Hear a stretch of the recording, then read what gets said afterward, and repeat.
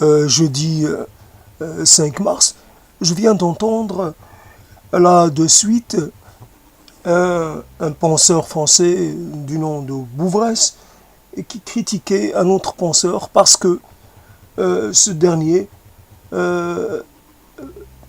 avançait que la vérité ne pouvait pas prétendre à l'objectivité et que la vérité n'est en fin de compte qu'une construction sociale. Quelqu'un qui s'adresse à quelqu'un de façon indirecte pour le critiquer sur l'ensemble de son œuvre. Nous mettons un temps infini à construire nos affirmations, à affiner nos intuitions, à peaufiner nos approches. Il est évident que quelque chose comme le statut de la vérité, cela nous demande une vie. La personne qui avance une théorie ou qui affirme une conviction met un temps assez long à construire cette conviction. Et bien entendu, il peut aussi être en conversation, en relation, comment dire, dans une sorte d'interrogation, affirmation, infirmation permanente de sa propre conviction. Il y a un rapport dynamique, un rapport d'interrogation, de contestation, de vérification à ce qu'on avance. Bien entendu, avec l'âge, on a tendance plutôt à se figer dans une sorte de système de pensée qu'on a du mal à déconstruire. Cela fait peut-être et cela est une des caractéristiques du grand âge et que c'est les jeunes dans leur quête d'affirmation et dans leur prétention, leur désir à se trouver une place, les jeunes qui contestent et donc quelque part déconstruisent, essaient de détruire pour rebâtir derrière leurs aînés.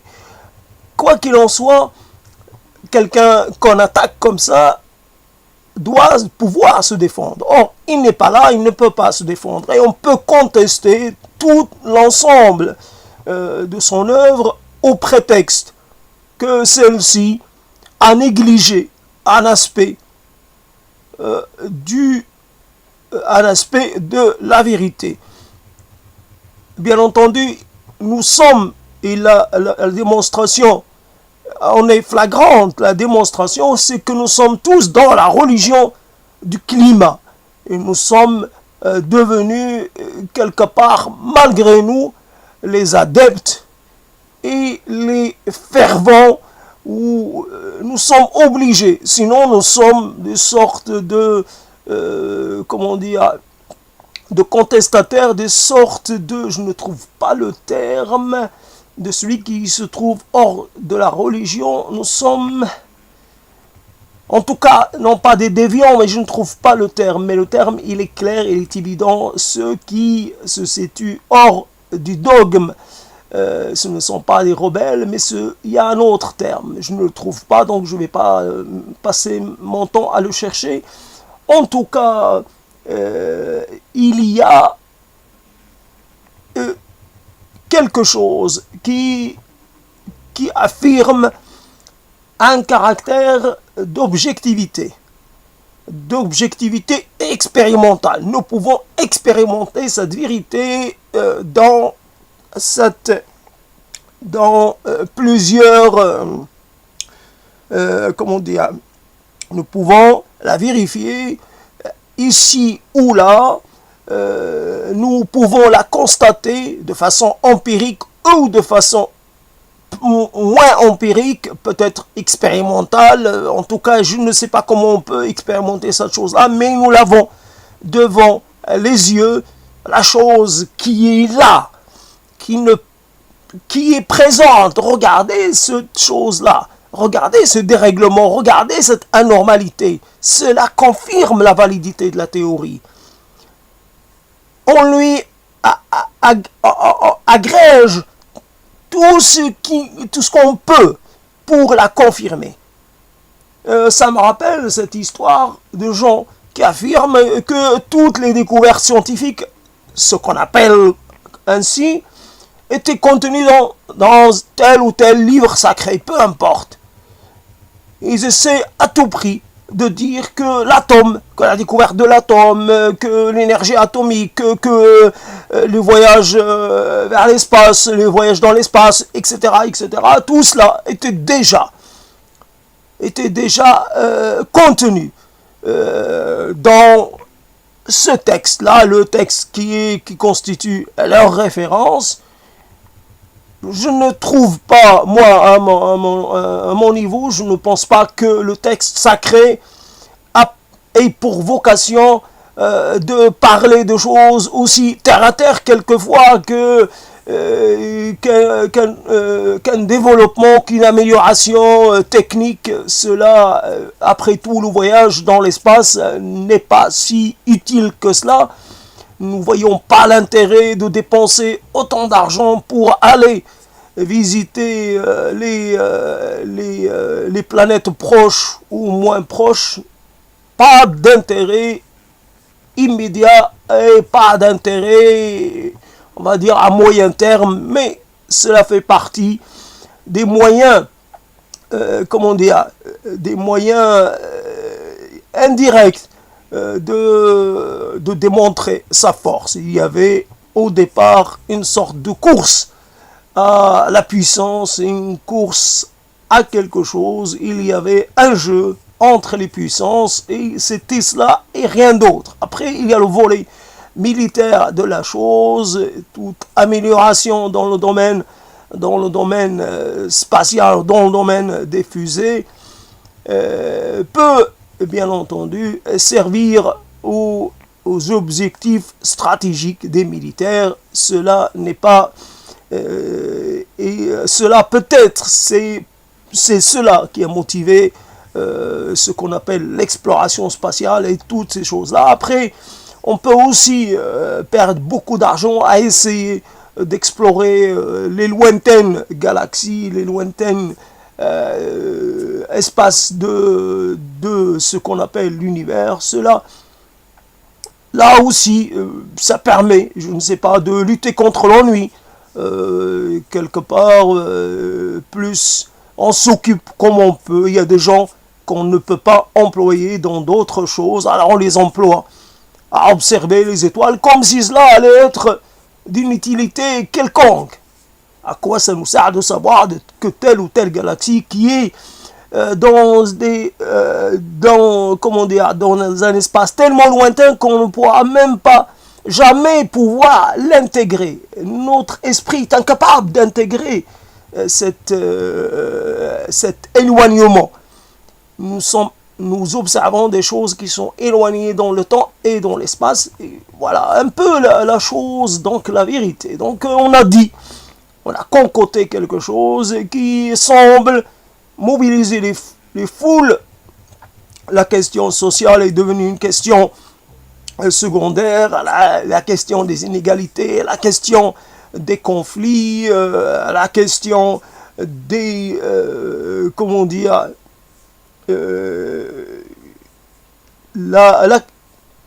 toutes les questions en relation avec avec l'économie, avec la distribution des richesses, sont devenues des choses accessoires. Voilà que le climat et le dogme commun, le dogme, voilà qu'il semble être devenu quelque chose qui s'impose à tous. On doit tous communier dans le rite et dans ce consensus. Bien sûr, tout consensus doit provoquer une sorte de réaction, de prise de distance. Un dogme qui semble comme cela s'imposer, devenir omniprésent, quelque part omniscient, ce savoir pour prétention et prétendre à l'omniscience, et cette vérité prétend à l'immanence. Voilà le problème qu'il y a. Une vérité est obligatoirement, comme il fut un temps où il y avait des vérités qui semblaient être objectives. Elles avaient tout le caractère de l'indépassabilité, parce que c'était comme cela qu'on voyait les choses, c'était le résultat de l'expérience, de l'empirisme d'une époque. Une fois des conditions économiques ou des conditions géographiques changées, la vérité apparaît différente ou apparaît plus complexe. Voilà le phénomène de la complexité. Je ne sais pas qui y a pris sur lui de parler de la complexité, mais la complexité est ce qui devrait nous obliger à rester prudents, nous inciter à la prudence. Quand on voit la Terre c'est une planète immense. C'est pas parce qu'on fait des voyages comme ça qu'on raccourcit les distances avec les voyages en avion. Cela ne supprime pas l'espace, cela ne supprime pas l'immensité. On pourrait en faire l'expérience très facilement, marcher. Et on voit, et marcher seul, et dans une région qui serait un peu, qu'on ne connaîtrait pas, qui nous serait un peu infamilière, et on va voir à quel point nous serions conquis par le sentiment de l'immensité. On va voir que beaucoup de régions, par exemple, ne sont pas habitées. Il n'y a personne. On veut frapper à une porte et on trouve personne. Personne sur des distances inimaginables. Voilà, la Terre, on a l'impression que la Terre, elle est partout occupée. La plupart des surfaces terrestres sont inoccupées pour une raison ou pour une autre. Les gens se concentrent dans des endroits précis. Après le reste de l'espace est laissé tel qu'il est. Il est comme ça, soit en attente, je ne sais pas de quoi, mais en tout cas l'espace vide est là ce qui caractérise ce qui caractérise la physionomie de la Terre. Voilà donc une histoire de la complexité, l'immensité, et fondamentalement quand on pense facilement au changement. Nous vivons dans une période dite interglaciaire. Elle dure depuis quelques milliers d'années. C'est la période qui a vu notre émergence, l'émergence dont nous nous réclamons. Homo sapiens, sapiens, etc. Voilà.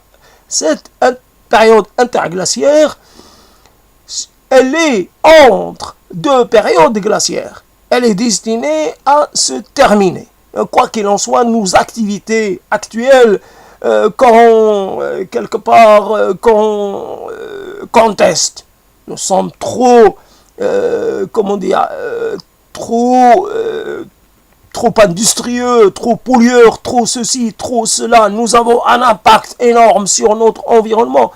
Voilà une chose comme ça. Nous disons, peut-être qu'il reste 5000 ans, 3000 ans, 4000 ans, 6000 ans, peu importe, mais en tout cas, il ne reste pas beaucoup de temps avant le retour de la glaciation. Et voilà donc une nouvelle période glaciaire. Et voilà, l'humanité va devoir s'adapter. Il y aura obligatoirement moins d'habitants. Il y aura obligatoirement une sorte de reconversion, ce qui le froid et l'inaccessibilité les terres devenues inaccessibles parce que conquis par les glaciers. Cela va nous obliger à nous replier sur des régions bien évidemment de surface bien moindre, et cela se fera pas de façon soudaine, cela prendra quelques centaines d'années, peut-être un millier d'années, mais cela se fera. En tout cas, on a intérêt à ce que cela se fasse, parce qu'autrement, je ne sais pas si on a notre mot à dire dans cette histoire-là. On n'a pas considéré que c'est bien ou c'est pas bien. Nous n'avons pas... voilà, la vérité objective, elle ne peut jamais se détacher d'un jugement de valeur. Jamais. Alors on va dire à quelqu'un qui ne pense pas, qui ne croit pas, parce qu'on est là aussi dans le domaine de la croyance, et non pas dans le domaine de la pensée rationnelle. Il a contesté, cette personne appelée Bouvresse a contesté la personne au prétexte qu'elle n'adhérait pas à sa conception à lui. Elle a profondément le droit de penser ce qu'elle veut et de prétendre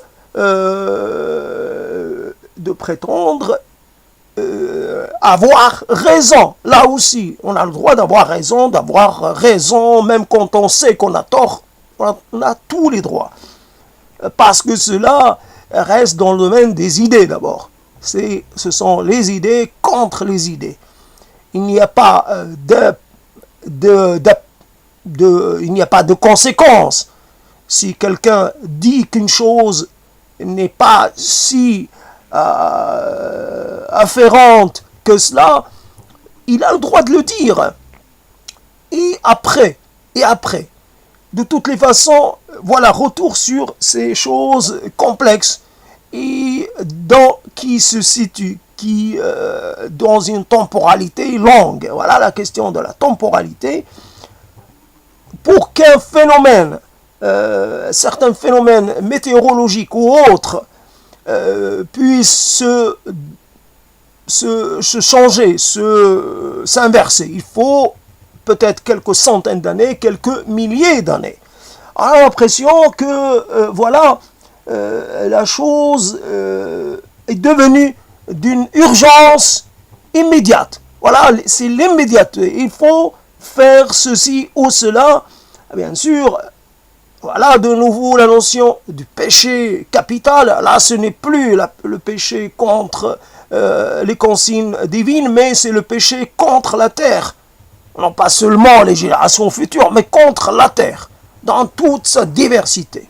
Nous devenons, quelque part, nous réintégrons la notion du péché, c'est-à-dire du péché absolu. Voilà, que nous mettons en danger la survie de la planète. Toujours nous oublions que nous vivons sur la surface de la terre. Et nous n'avons pas ce qui peut être, nous n'avons pas accès, nous vivons que dans une dimension arrivant à la surface. Nous faisons partie nous constituons un élément. Bien sûr, cet élément-là est assez important en masse. Mais nous pouvons aussi imaginer que d'autres êtres, les bactéries par exemple, ou les champignons, sont en masse, sont peut-être aussi importants, aussi agissants que nous le sommes. Et, voilà de nouveau le statut divin que nous nous étions octroyés, qui revient. Nous sommes quelque part des êtres d'une qualité et comment dire, nous sommes dotés de quelque chose qui fait de nous, voilà, de nouveau, la terre est entre nos mains, le sort de la terre est entre nos mains, il nous a été confié. Par qui? Je ne sais rien. Donc, quelque part, c'est nous qui sommes les gardiens, et de nouveau un rôle majeur, un rôle unique, un rôle premier. Avant nous avions la jouissance parce que nous étions les enfants de Dieu. Maintenant, nous avons toujours la jouissance, mais une jouissance responsable. Soyons responsables, soyons quelque part bons gestionnaires.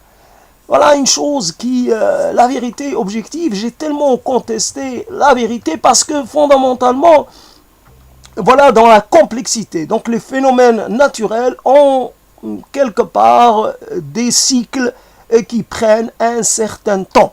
Nous pouvons avoir des manifestations qui nous paraissent quelque peu soudains, et nous frappent par leur intensité, mais ces phénomènes-là peuvent quand même quelque part s'intégrer dans quelque chose qui est tout à fait prévisable ou prévisible ou qui peut se comprendre. Nous pouvons aussi ne pas comprendre.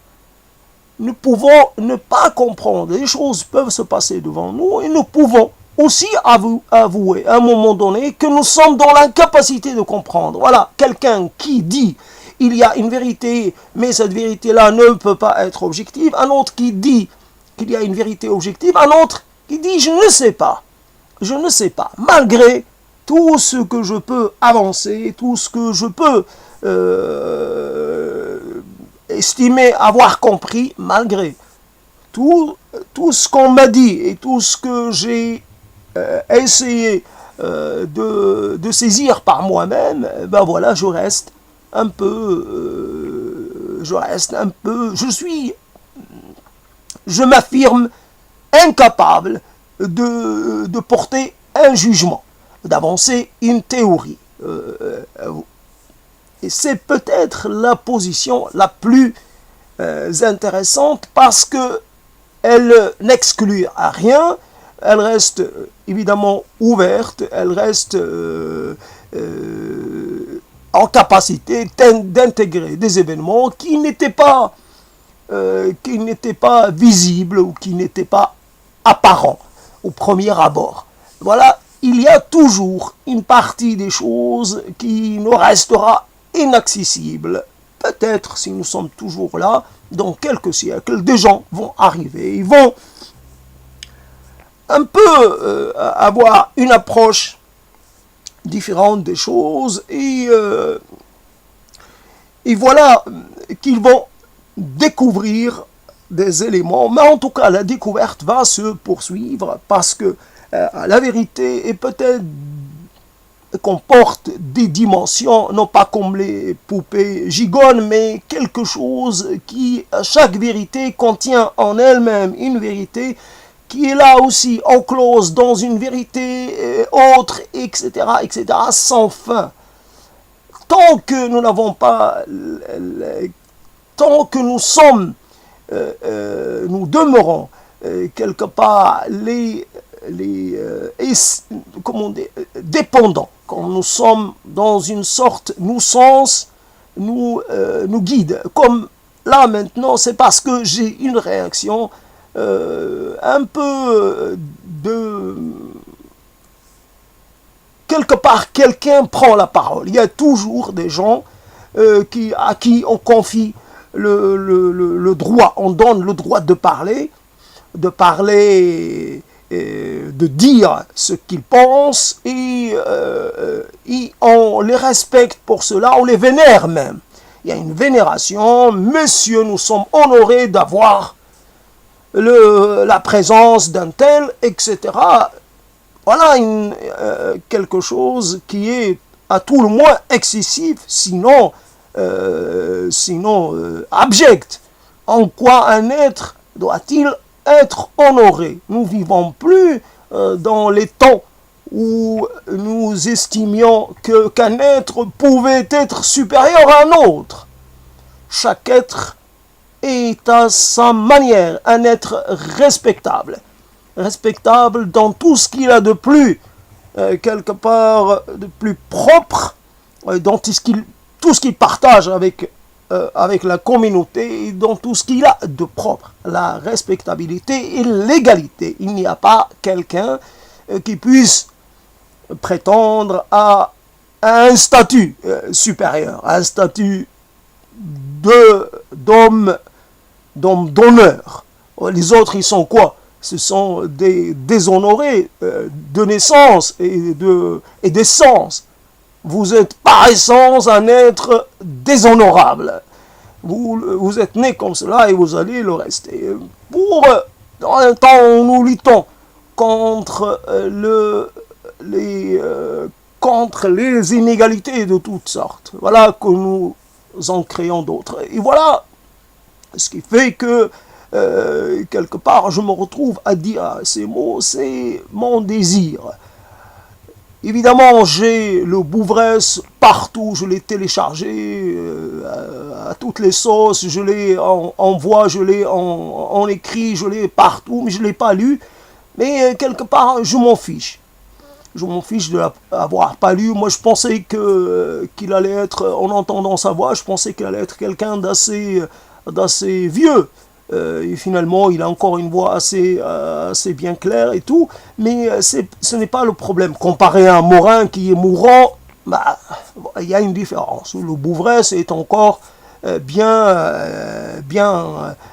en possession de tous ses moyens. Il n'a pas la voix qui tremble, il n'a pas... Et donc, je peux en déduire qu'il n'est pas très âgé. Voilà encore un aspect. Moins la personne est âgée, moins elle peut prétendre à la respectabilité. Ça ne veut pas dire que je respecte le Morin en question. Je m'en fiche un peu. Je trouve que là aussi, beaucoup de gens profitent de un certain nombre de disponibilités. Ils se construisent une sorte de destin comme ça, en manipulant les mots, en manipulant les concepts, etc. Et quelque part, il n'y a pas plus absolu que l'affirmation d'une ignorance. C'est-à-dire, je m'affirme ignorant et je m'honore de cela. Je m'honore pour cela. Je suis un ignorant. Jamais, la vérité jamais je ne peux parler en des termes globaux, en des termes définitifs. Il n'y a pas de définitivité dans les énonciations. Il n'y a que, quelque part, un désir. Je garde le désir vivant d'apprendre le plus, de saisir le mieux possible, du mieux possible les éléments, de saisir, d'approcher les complexités. Et quelquefois, des complexités peuvent être apparentes et d'autres être assez difficiles à dénicher. Nous pouvons supposer qu'une chose est simple, mais finalement, elle est très complexe. Beaucoup de gens ont passé leur vie à essayer de travailler sur les mouches, la drosovile, les mouches de vinaigre, et pourtant, j'imagine qu'il y a encore suffisamment d'inconnus pour que d'autres générations de chercheurs puissent là aussi prendre le relais. La drosovile est sûrement un être qui réserve, qui garde son mystère par plein d'aspects. On a étudié son patrimoine génétique, mais il est possible qu'on ait eu accès qu'à quelques éléments, et puis même si on a eu accès à l'intégralité, il est possible qu'il reste quelque chose. Est-ce que le seul patrimoine génétique est déterminant dans dans la constitution de cette chose qu'on appelle être vivant? Qu'est-ce qui détermine, qu'est-ce qui donne forme, qu'est-ce qui donne l'impulsion, qu'est-ce qui est à la base de l'émergence? S'il y a quelque chose qui est là, est-ce que cette chose a une origine, a un départ?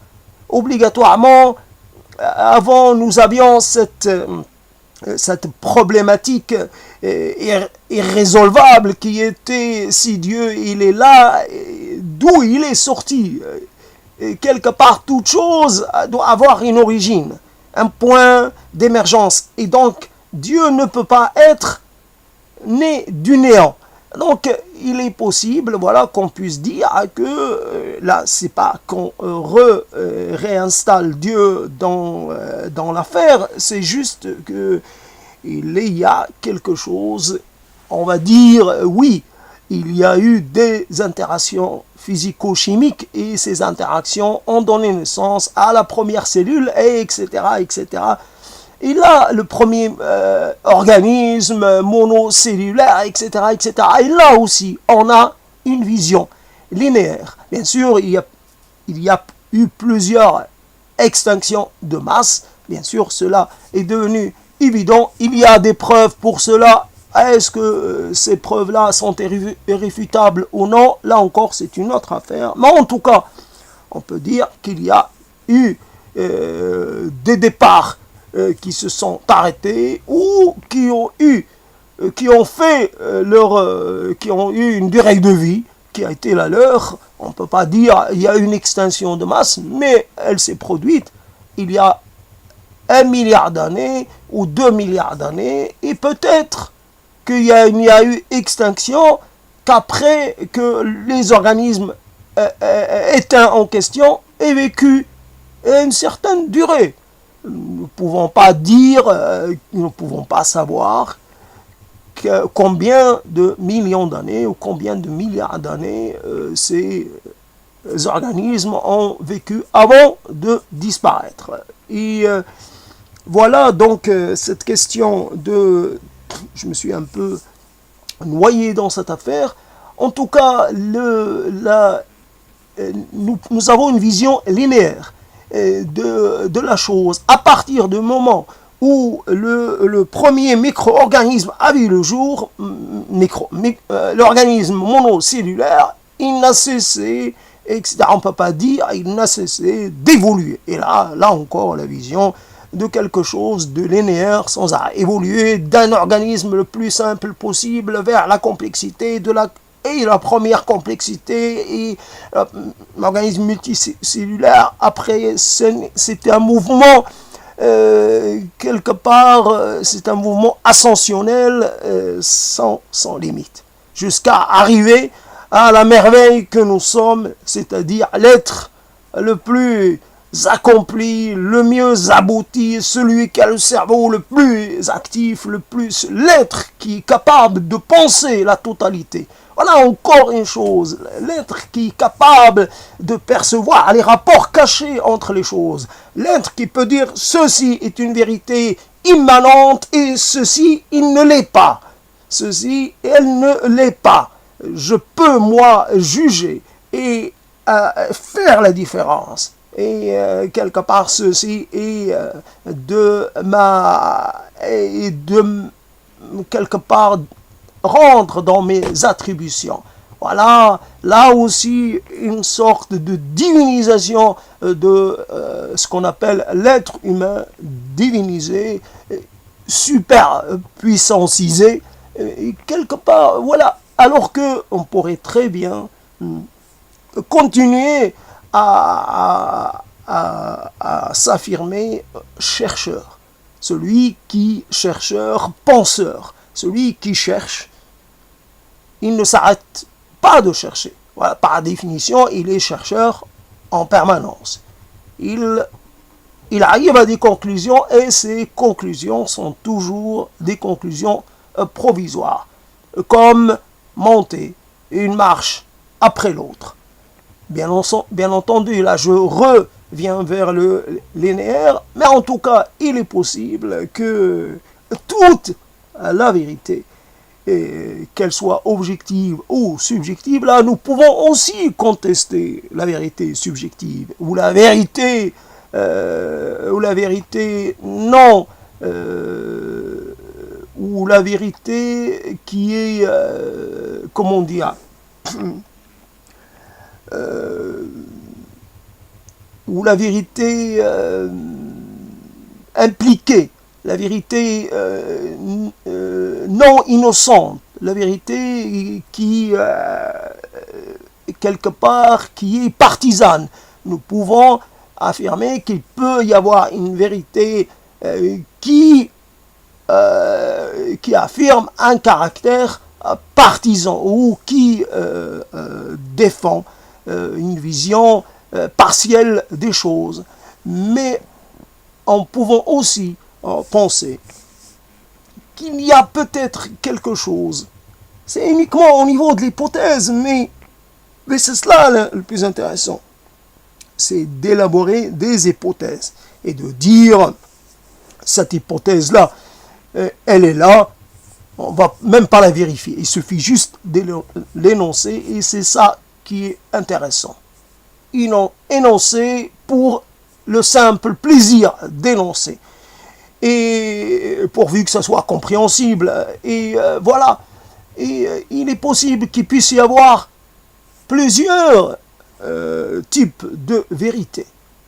La vérité que je peux constater, la vérité à laquelle je ne peux pas échapper. Si je suis debout pendant un certain temps. Pendant que je suis debout, je peux affirmer que je suis debout. Quelque part, je suis en relation avec, dans une position dans l'espace, et je suis soumis à la gravité d'une manière qui n'est pas la même quand je suis assis.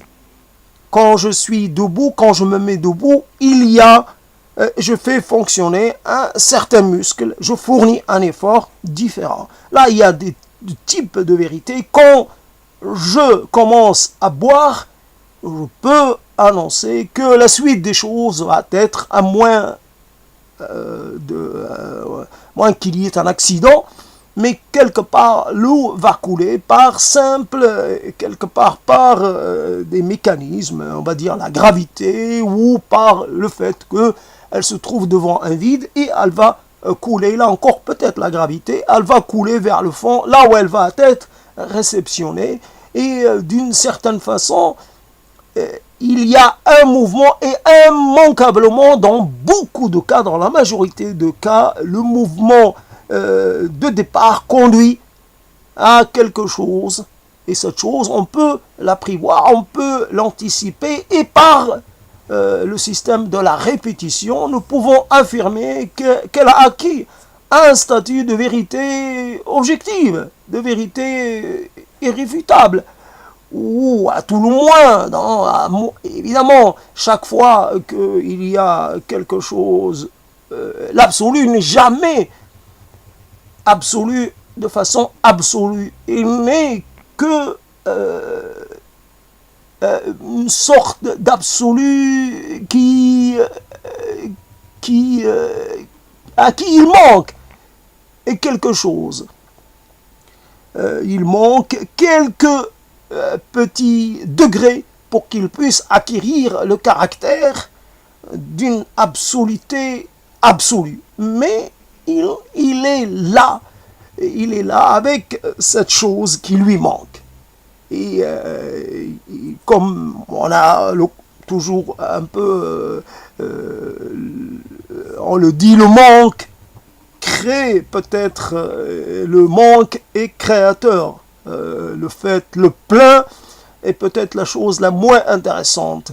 Et quand on a l'impression d'avoir la vérité, de son côté, quelque part, on ne sert plus à rien. On est arrivé à la fin de quelque chose, à la fin d'un cycle, à la fin d'une vie, et on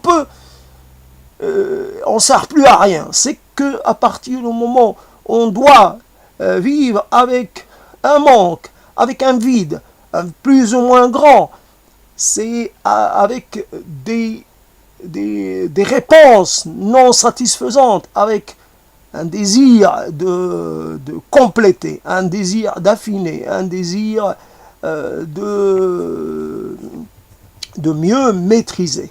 Donc, voilà, beaucoup de gens ont travaillé sur le statut de la vérité, évidemment avec des mots bien tournés, avec un argumentaire bien construit, bien charpenté. Ce n'est pas la question, il ne s'agit pas d'un concours, il s'agit d'affirmer des choses comme ça, dans une sorte de jet de mots qui vient comme ça de façon improvisée, en réaction à quelqu'un. Bien sûr, il y a un ras-le-bol vis-à-vis de tous ceux qui voudraient s'imposer comme les tenants d'une sorte de bien penser, bien voir, et ceux qui normalement pourraient les contester d'une manière ou d'une autre seraient des gens de peu de foi, là encore, des gens non viables, des gens quelque peu suspects, parce qu'ils osent contester. S'ils contestent, c'est parce qu'ils sont quelque part anormaux. On ne conteste pas pour le désir de contester, on conteste parce que peut-être il y a une sorte comment dire, soit parce qu'on a un désir de nuire, ça devient grave, on a envie de nuire à des gens, on a envie d'infirmer, on s'oppose pour le plaisir peut-être de s'opposer, mais quelque part on porte atteinte à l'intégrité de la Terre. Voyez-vous, la Terre qui fait je ne sais pas combien de milliers de kilomètres de diamètre, avec des climats différents, avec une physionomie différente.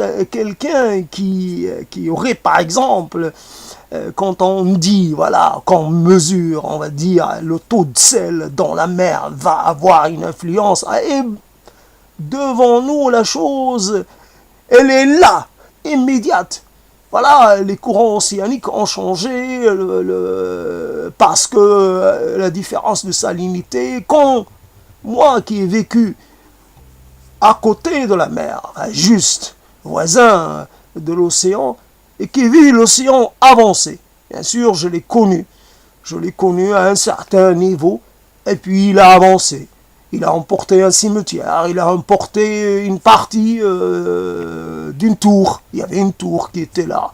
La tour était déjà en ruine. L'océan l'a emporté, il a emporté des parties de la falaise. Mais cette falaise, elle est issue de l'océan. C'est une cuesta que l'océan lui-même a construite. Il s'agit à l'époque d'une régression océanique. Et là, on est dans un moment, si on admet qu'il y a eu des régressions océaniques ou marines, je sais plus comment on les appelle, à un moment, il y a une transgression. Il y a l'inverse qui se produit. Et cet inverse, nous pouvons, moi, de mon vivant à moi, j'ai vu partir des pans entiers de la falaise. Qu'est-ce que je dois en déduire? J'ai vu cela se produire il y a déjà des dizaines d'années. Est-ce que je peux, à l'époque, on ne parlait pas du tout de réchauffement. Il y avait des choses, on peut dire que la construction d'un port, et avec quelque part le changement, peut-être un peu, les vagues sont devenues plus puissantes d'un côté de la falaise parce que elles ne pouvaient pas, elles étaient un peu brisées dans leurs élans, détournées et donc elles agissaient de façon beaucoup plus violente sur le reste qui n'était pas, lui, pas protégé. Le fait aussi d'enlever le sable du port, d'approfondir les travaux d'excavation des sables, peut-être, ont aussi des répercussions. Ça reste un phénomène localisé, ça reste une situation bien propre à un endroit, mais donc, à l'époque, donc on ne parlait pas du tout de la religion actuelle, et on ne pensait même pas à ces choses-là. Bien sûr, les choses se sont accélérées, mais accélérées en partant de ma temporalité à moi. C'est parce que je suis un être humain, à l'espérance de vie bien identifiée, et quelque part, j'ai le temps de voir se produire ces phénomènes.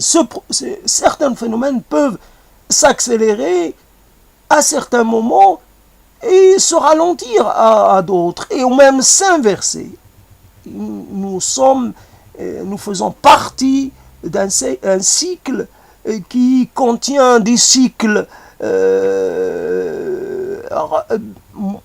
moyens, des cycles de plus long terme, des cycles très courts, des cycles, toutes sortes de cycles. Nous faisons partie d'un cycle, peut-être le cycle court ou moyen moins, mais en tout cas nous ne pouvons pas prétendre nous inscrire dans les cycles longs. Notre temporalité, quelque part, nous oblige à avoir un rapport à la vérité, si tant est que la vérité puisse exister, parce que là nous sommes aussi, quand nous récupérons une catégorie comme ça conceptuelle, nous sommes là aussi dans la réutilisation, le réemploi d'affirmations qui viennent d'un autre registre culturel et symbolique.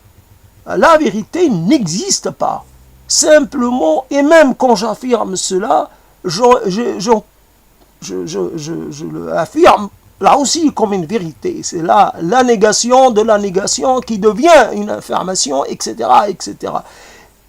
Chaque fois, la chose est impossible de par la langue, de par les possibilités mentales et les possibilités de saisissement. C'est comme cela. C'est un terme n'est qu'une façon, quelque part, n'est qu'un compromis. Mais un terme a une histoire. Il faut inventer un autre terme pour dire nous sommes arrivés à une sorte de conviction, à une sorte de... conclusion. Nous avons là une conclusion, et non pas une vérité, une conclusion. Et cette conclusion, elle semble pouvoir se maintenir. Voilà, se maintenir. Évidemment, elle peut se maintenir pendant quelque temps, elle peut même déborder. Elle a une espérance de vie bien limitée, bien définie, mais elle, quelque part, comme pour l'être humain, qui peut mourir alors qu'il a une espérance de vie de 70, 80 ans, qui peut mourir à 10, à 20, à 30, cela, évidemment, fait partie de... C'est cela qui donne la moyenne globale. Et donc, cette conclusion qui est par essence provisoire, mais quelque part, il y a une certaine souplesse, il y a la possibilité de faire durer plus longtemps que prévu, ou même plus longtemps qu'espéré, une conclusion, jusqu'à ce que apparaisse le besoin d'une nouvelle conclusion. La conclusion, elle se base là aussi sur un certain nombre d'éléments exposés et défendus le mieux possible. Nous pouvons avoir les mêmes supposés et finalement aboutir à une conclusion différente. Et chaque conclusion enrichit l'ensemble, et chaque conclusion va peut-être révéler ou s'occuper d'un élément, parce qu'il y a une multitude d'éléments. C'est pas que nous avons une certitude, après cela nous avons quelque part un peu comme une sorte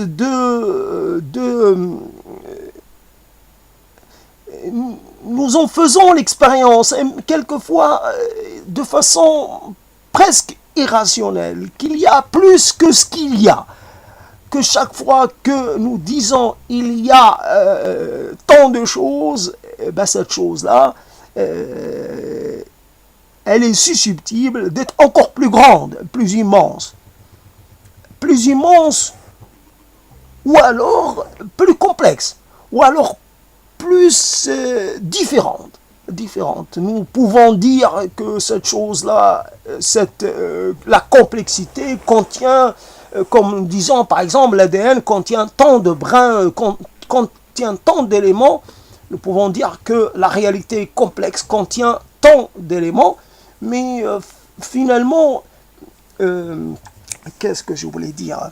Soit que cette vérité-là, elle est, cette complexité-là, pardon, cette complexité-là, j'ai oublié ce que je voulais dire.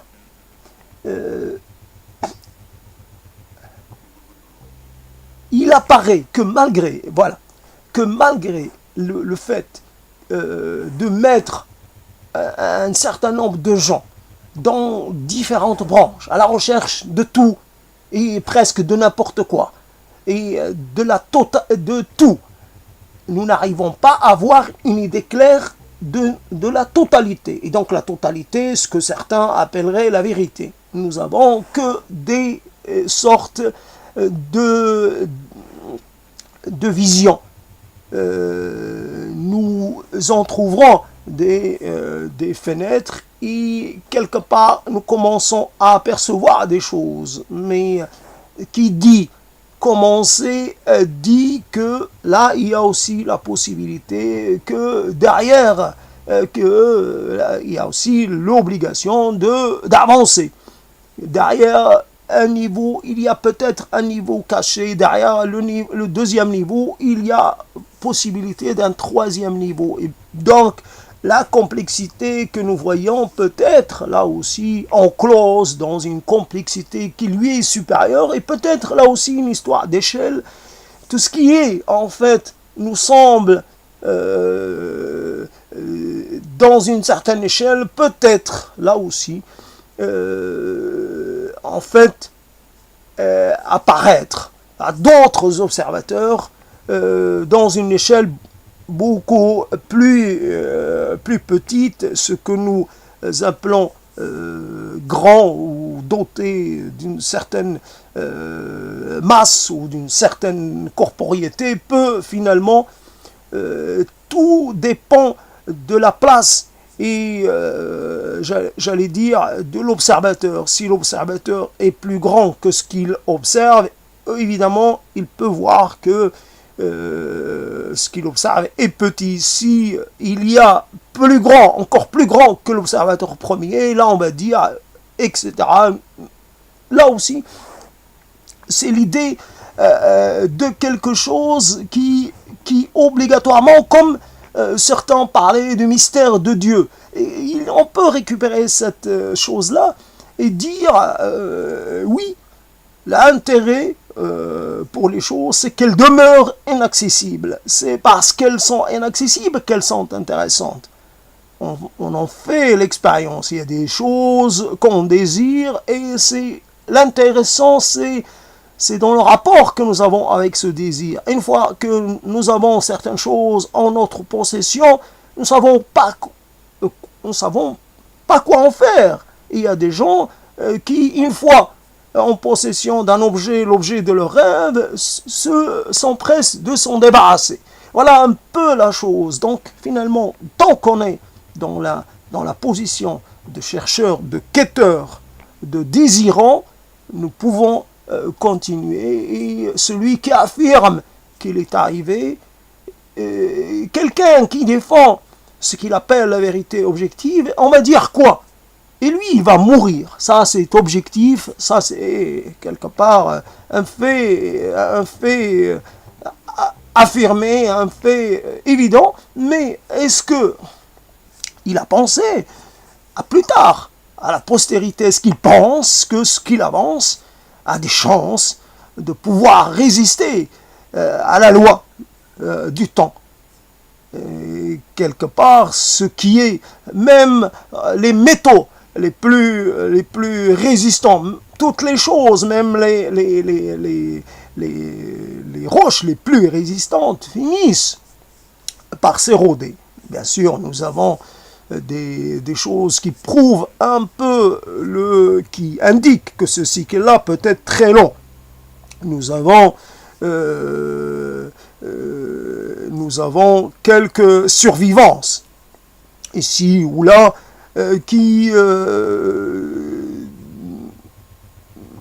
qui sont rattachés aux premiers âges. Non pas l'ère secondaire, mais l'ère primaire. On va dire comme cela, cette roche-là, qui est là encore devant nos yeux, elle a vu le jour, elle a émergé, etc. Et elle fait partie des premières choses, elle est toujours là. Bien sûr, le phénomène, donc, le phénomène de l'érosion, et on va dire que cela est une exception, mais généralement, même les choses les plus résistantes, les plus, quelque part, finissent par s'altérer. Et une vérité, aussi objective qu'elle puisse être, est frappée quelque part, est sujette à l'altération. Et l'altération peut se produire du vivant, de celui qui l'a professé, elle peut se produire après sa mort. Il faut penser aussi à la survie de nos idées, à leur postérité. Et si on choisit de rester dans une sorte d'informulé, dans une sorte d'inabouti, d'inachevé volontaire, ce travail, je ne l'achève pas, même si je peux l'achever. Je laisse quelque part le tableau comme ça vide et je demande à chaque personne d'ajouter quelque chose de son temps. Ce tableau-là, il ne faut pas l'achever. Ou il ne faut pas l'achever rapidement. Il faut permettre chaque génération, chaque siècle qui arrive, chaque siècle qui quelque part on va rajouter un élément. Voilà la vérité, là aussi, quelque chose qui soit affaire d'accumulation, soit affaire de peut-être de conditions. Et les conditions d'émergence de la vérité, elles ne sont pas figées, elles changent. Et quelque part, un jour, les instruments qui nous permettent d'accéder à la vérité dite objective, ces instruments peuvent soit s'affiner encore plus, soit évidemment nous pouvons là aussi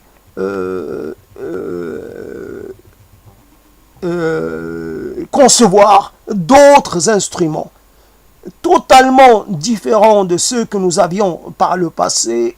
Il a entamé à un autre rapport aux choses. Nous pourrions, la vision elle est multiple, l'approche est par essence multiple, elle ne peut être quelque part unidimensionnelle, elle ne peut, voilà, il est toujours le danger et il est là présent chaque fois. L'affirmation guette et il faut absolument désaffirmer ce que nous avions affirmé à l'instant. Toujours une sorte de vigilance nécessaire contre tout ce qui peut sembler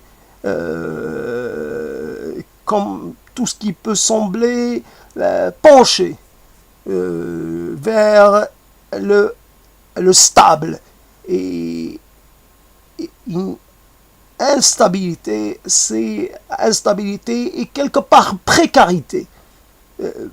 Cette vision-là doit être maintenue précaire. Et voilà. Merci quand même, Bouvresse, pour cet élan que tu m'as donné. Et je trouve que quelque part, d'une personne que je ne connaîtrai jamais et dans une situation un peu à part, ben, j'ai réussi à tenir comme ça tout ce temps. Moi qui ai l'habitude de parler depuis un certain temps, de parler en arabe, bien, je trouve que malheureusement pour moi, j'ai beaucoup moins de concepts à ma disposition en arabe. Et là, je suis revenu vers le français. Et voilà, donc, quelque part, je dis des choses. Ce matin, j'ai entendu quelqu'un parler de Plotin. Et quelque part, je me demande si j'ai pas raté ma vocation de ne pas avoir fait la philosophie. Mais quand je l'ai entendu alors que je dormais relativement, mais quelque part, ça m'a donné une idée un peu.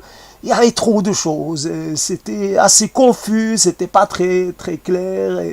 Et je ne comprenais pas. Puis finalement, oui, Plotin, Platon, tous ces gens-là, Razi, tous ces gens-là, ils ne sont plus de notre monde. On continue de les convoquer pour tout. Et nous, qu'est-ce que nous avons produit si nous devons opérer une sorte de coupure avec cette tradition ancienne? Pouvons toujours pas rester un peu dans la ligne droite, toujours nous affirmer héritiers et quelque part être là juste pour interpréter les textes anciens, essayer d'en tirer des enseignements encore et toujours. Et puis voilà une sorte, la vision du monde, elle n'est pas unique, réservée aux gens vivant en Europe, encore moins en France. Cette vision doit être celle du monde entier. Qu'en est-il de gens qui vivent dans un environnement bouddhiste ou hindouiste ou shintoïste ou animiste ou qui vivent dans des environnements géographiques, environnements concrets différents? Comment ils voient le monde? Personne, évidemment, eux, ils sont loin. On ne les entend pas conceptualiser. Et pourtant, ils conceptualisent. Et pourtant, ils opèrent des suppositions. Ils supposent, ils ont des vérités, sûrement des vérités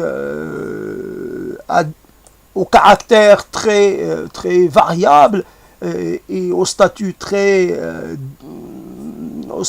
assez différent, mais en tout cas, le monde est grand. Et quand nous vivons dans une région, imaginons quelqu'un qui parle, qui conceptualise, qui réfléchit à partir d'un environnement automatiquement réduit, à partir de quelques gens qui fréquentent, quelques livres qu'il lit, à partir d'un lieu. Imaginons que cette personne se trouve dans une université particulière ou au Collège de France. Il est toujours là à partir d'une langue, là aussi, à partir d'un ensemble de références identitaires propres. Cette personne a été nourrie par un récit, par des mythologies propres, et il est toujours l'enfant de cela. Il ne voit le monde qu'à travers cela. Soit il renforce cet héritage, soit il s'en réclame, soit il le conteste, mais en tout cas, il ne peut pas se situer hors de cet héritage. Voilà, il y a une sorte de, quelque part, on ne peut pas y échapper. Cela est, nous appartenons à un environnement et toutes nos affirmations découlent de cet environnement. Nous pouvons, là aussi, un environnement sémantique. Et avant de parler de social et autres, il est là aussi sémantique et mental. Et puis voilà, c'est là affirmer la limite des choses, la limite de nos capacités. Nous sommes limités par essence. Mais cette histoire, cette question qui me turlupinait quand j'étais petit, quelque part, on disait que Dieu observait tout. Et même Dieu qui était un peu le symbole même de la puissance, rien ne pouvait lui être impossible. Et même pour Dieu, je posais la question, mais est-ce que Dieu il est capable d'observer tout? Bien sûr, il y avait l'idée d'anges qui observaient, qui notaient, etc. Mais on ne parlait pas beaucoup de ces anges contempteurs, on parlait plus de Dieu qui était présent partout. Mais Dieu, il est présent comment? il a des yeux qui voient tout, il a quoi? Des milliards d'yeux, il est partout, il est présent comment? Mais surtout, il est présent, il n'empêche rien. Donc il est présent de façon passive d'abord, parce qu'il est présent, il note, il observe, mais il n'interfère pas. Et puis, comment faire la distinction? Est-ce qu'il est présent quand il se passe quelque chose d'important? Est-ce qu'il est présent tout le temps? Dieu ne peut pas s'occuper de choses triviales. Il y a des choses que nous faisons la plupart du temps, nous ne faisons rien de bien frappant.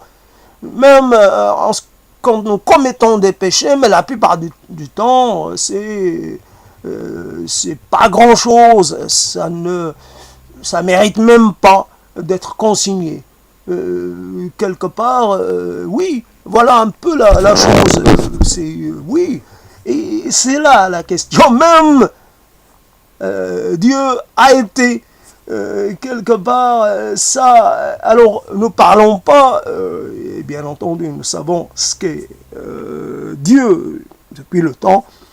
On y a un peu réfléchi et on a fait quelques déductions.